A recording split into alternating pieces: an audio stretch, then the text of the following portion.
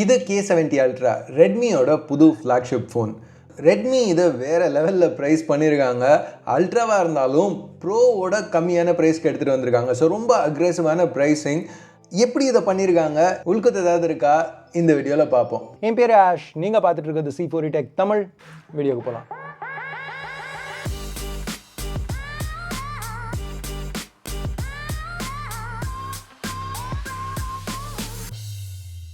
நம்ம இதுக்கு முன்னாடியே பார்த்துருக்க அதே ஸ்டைல் பிளாக் பாக்ஸ் K70 Ultraக்கு நான் வாங்கினது பேஸ் வேரியண்ட் 12256. ஸோ இது போக நீங்கள் இப்போ ஆன் ஸ்க்ரீன் பார்க்குற இன்னும் 4 ரேம் ஸ்டோரேஜ் கான்ஃபிகரேஷன்ஸில் ரெட்மி இந்த ஃபோனை ஆஃபர் பண்ணுறாங்க. இப்போ நம்ம பாக்ஸ் ஓப்பன் பண்ணோன்னா உள்ள இந்த பிளாக் இன்சர்ட் இருக்குது. இதில் சிமிஜெக்டர் டூல், குவிக் ஸ்டார்ட் கைட், அப்புறம் ஒரு சாலிட் கலர் TPU கேஸ். சரி, நம்ம இப்போ ரெட்மி K70 Ultraக்கு வருவோம். நான் இங்கே வாங்கியிருக்கிறது பிளாக் கலர் வேரியண்ட், ஏன்னா வேறு எதுவும் அவைலபிளாக இல்லை. இப்போ K70 ப்ரோவில் கொஞ்சம் இந்த பிளாக் எக்ஸ்பெரிமெண்ட் பண்ணாங்க. இப்போ அல்ட்ராவில் திருப்பியும் பிளெயினான மேட் ஃபினிஷ் தான் கொடுத்துருக்காங்க. இது போக இந்த ஃபோன் ப்ளூ அப்புறம் ஒயிட்டில் அவைலபிளாக இருக்குது. மற்றபடி 2 ஸ்பெஷல் லேம்பார்கினி எடிஷன்ஸ் இதுக்கும் ஆஃபர் பண்ணுறாங்க. சரி, அன்பாக்சிங்கை முடிப்போம். ஒரு USB Type A to Type C cable, orange ஆக்சன்ஸோட ஃபைனலாக 120 watt hyper charge adapter. So இந்த சார்ஜரை யூஸ் பண்ணி K70 Ultraவை 50% 11 நிமிஷத்துலையும் 100% 24 நிமிஷத்துலையும் சார்ஜ் பண்ண முடியும். So yes, shooting time K70 ப்ரோவோட அதிகம். அது காரணம் பேட்டரி கெப்பாசிட்டி இப்போ இன்க்ரீஸ் பண்ணியிருக்காங்க 5500 mAh. இங்கே நல்ல விஷயம் என்னென்னா பெருசாக அவங்க வெயிட்டையும் இன்க்ரீஸ் பண்ணல. திக்னஸ் லைட்டாக இன்க்ரீஸ் ஆகிருக்கு, ஹைட் லைட்டாக கம்மியாக இருக்குது. இந்த மாதிரி சின்ன சின்ன சேஞ்சஸ் தான். ஓவரால் ஃபார்ம் ஃபேக்டர் ஏறக்குறைய K70 Pro மாதிரியே தான் இருக்குது. ஸோ உங்களுக்கு அந்த K70 Proவோட பெல்ட் பிடிச்சிருந்துச்சுன்னா இதுவும் உங்களுக்கு கண்டிப்பாக பிடிக்கும். இப்போ பேக்கில் இன்னமும் ஃப்ராஸ்டட் கிளாஸ் தான் கொடுத்துருக்காங்க. 4 சைட்லேயும் HSல ஸ்லைட்டாக கர்வ் ஆகுது. ஃப்ரேம் இன்னும் மெட்டல் தான். ஸோ இப்போ டக்குன்னு பார்க்குறதுக்கு K70 சீரிஸோட அதே லுக் தான் இருக்குது. பட் க்ளோஸாக பார்த்தீங்கன்னா கேமரா அரேஸ் சர்க்கிள்லேருந்து ரவுண்டட் ரெக்டாங்கிளாக மாற்றிருக்காங்க, கொஞ்சம் மீ லோகோ மாதிரியே. இங்கே நோட் பண்ண வேண்டிய ஒரு விஷயம், K70 Ultraக்கு IP68 ரேட்டிங்கும் கொடுத்துருக்காங்க. ஓகே, இது அல்ட்ரா, அப்போ ப்ரோவோட எல்லா விதத்துலையும் சூப்பராக இருக்கும் அப்படின்னு எதிர்பார்த்தீங்கன்னா கண்டிப்பாக உங்களுக்கு ஏமாற்றமாக தான் இருக்கும். ஏன்னா எஸ், இது அல்ட்ரா தான், ஆனால் ப்ரோவோட கம்மியான விலைக்கு அவங்க லான்ச் பண்ணியிருக்க அல்ட்ரா. ஸோ சில விஷயங்கள் டவுன் கிரேட் பண்ண தான் செஞ்சுருக்காங்க. உதாரணத்துக்கு இப்போ டிஸ்பிளே எடுத்துக்கோங்க. இன்னமும் ஃப்ளாட் பேனல் தான், 6.67 inches AMOLED. ஆனால் ரெசல்யூஷன் 2Kக்கு பதிலாக 1.5K.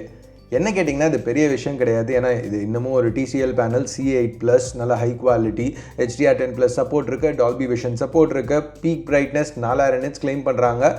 என்னோட டெஸ்டிங்கில் 1100 nitsக்கு மேலே போச்சு ஆட்டோ மோடில். ஸோ ஓரளவுக்கு பிரைட்டான பேனல், ஈஸியாக அவுட்டோர் யூஸ் பண்ண முடியும். ரெஃப்ரெஷ் ரேட் ஆக்சுவலாக இன்க்ரீஸ் பண்ணியிருக்காங்க 144 Hz.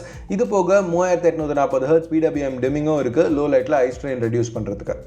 ஸோ இப்போ பெசல்ஸ்னு பார்த்தா சிமெட்ரிக்காக இருக்க மாதிரி தான் தெரியும். ஆக்சுவலாக 3 சைட்ஸில் 1.7 mm, ஸோ எக்ஸாக்டாக ஒரே திக்னஸ். பட் சின் லைட்டாக திக்னஸ் அதிகம், 1.9 mm. பட் பெருசாக நோட்டிசபிளாக இல்லை. ஃபிங்கர் பிரிண்ட் ஸ்கேனர் இன்னும் டிஸ்பிளே கடியில் தான் இருக்குது. பட் பிளேஸ்மெண்ட் கொஞ்சம் மேலே கொடுத்துருந்தா பெட்டராக இருந்திருக்கும் நான் நினைக்கிறேன். ஃபாஸ்ட்டாக ரெஸ்பான்சிவாக இருந்தது. பிளேஸ்மெண்ட்ஸ் பற்றி பேசையில் பவர் வால்யூம் கீஸ் ரைட்டில், பவர் பட்டன் டெக்ஸ்சர்டாக இருக்குது, சின்ன பாசிட்டிவ். செகண்டரி ஸ்பீக்கர் அப்புறம் IR பிளாஸ்டர் டாப்பில் இருக்குது, லெஃப்ட்டில் எதுவும் கிடையாது. பாட்டமில் பார்த்தீங்கன்னா primary speaker, microphone, Type C port, இன்னும் USB 2.0 தான்.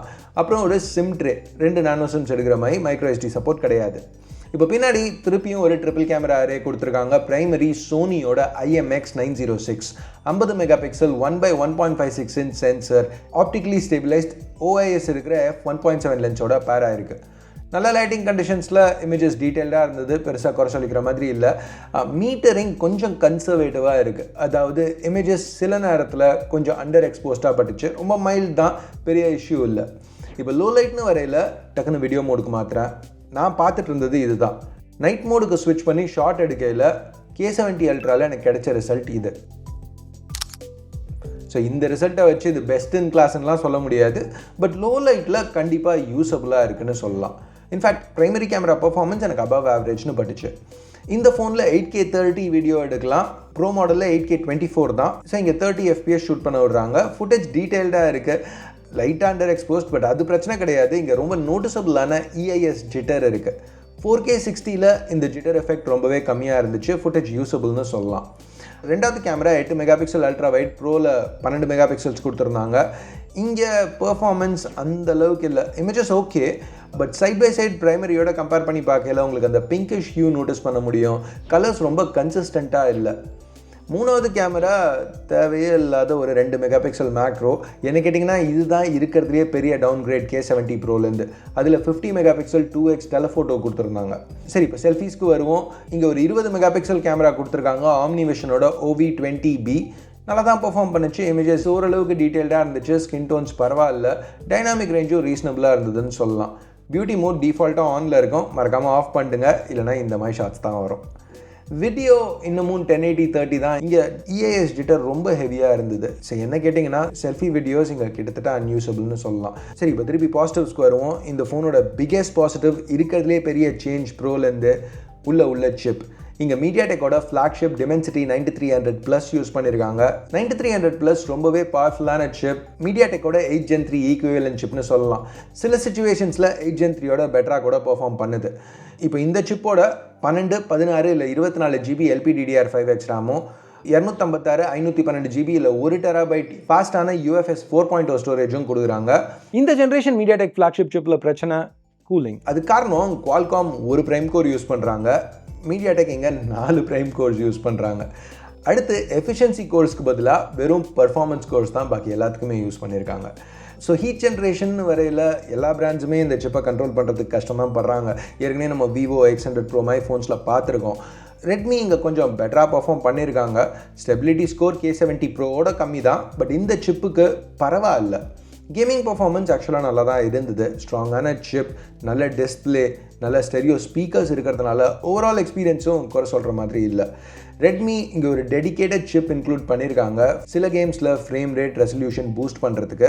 ப்ளஸ் த்ராட்லிங் இருந்தாலும் K70 Ultra எந்த பாயிண்ட்லையுமே ஓவர் ஹீட் ஆகலை. இப்போ சாஃப்ட்வேர்னு பார்த்தீங்கன்னா இந்த ஃபோன் HyperOSல ரன் ஆகிட்டு இருக்கு. Android 14 மேலே பில்ட் பண்ண வெர்ஷன். HyperOSல இதுக்கு முன்னாடி நம்ம பார்த்த வீடியோஸ்க்கும் இங்கேயும் பெருசாக எந்த சேஞ்சஸும் இல்லை. இன்டர்ஃபேஸ் ஃப்ளூயிடாக இருக்குது. ஃபோன் ரெஸ்பான்சிவாக இருந்துச்சு, ஸ்மூத்தாக இருந்தது. சாஃப்ட்வேரில் நான் யூஸ் பண்ண வரைக்கும் பிரச்சனை எதுவும் ஃபேஸ் பண்ணல. இப்போ ப்ரைஸிங்னு பார்த்தீங்கன்னா K70 Ultra K70 Proவோட 700 RMB கம்மியாக ப்ரைஸ் பண்ணியிருக்காங்க. ஸோ வெறும் 2600 RMBலேருந்து ஸ்டார்ட் ஆகுது. கன்வெர்ட் பண்ணிங்கன்னா கிட்டத்தட்ட $30,000 இல்லை $350. ஸோ இந்த ரேட்டுக்கு K70 Ultra என்ன கேட்டிங்கன்னா நல்ல ப்ரைஸ் டு பர்ஃபார்மன்ஸ் ரேஷியோ கொடுக்குற மாதிரி தெரியுது. இப்போ நம்ம எதிர்பார்க்குற மாதிரியே இது குளோபலாக Xiaomi 14T Pro அப்படின்னு லான்ச் ஆச்சுன்னா, ப்ளஸ் ரேட்டும் சைனீஸ் ப்ரைஸிங்லேருந்து ஒரு 30% எடுத்துகிட்டு வந்தாங்கன்னா இந்த ஃபோன் பெஸ்ட் இன் கிளாஸாக இருக்கிறதுக்கு சான்ஸ் இருக்குது. நீங்கள் என்ன நினைக்கிறீங்க? கமெண்ட்ஸில் சொல்லுங்கள். வீடியோ பார்த்ததுக்கு நன்றி. Ash out.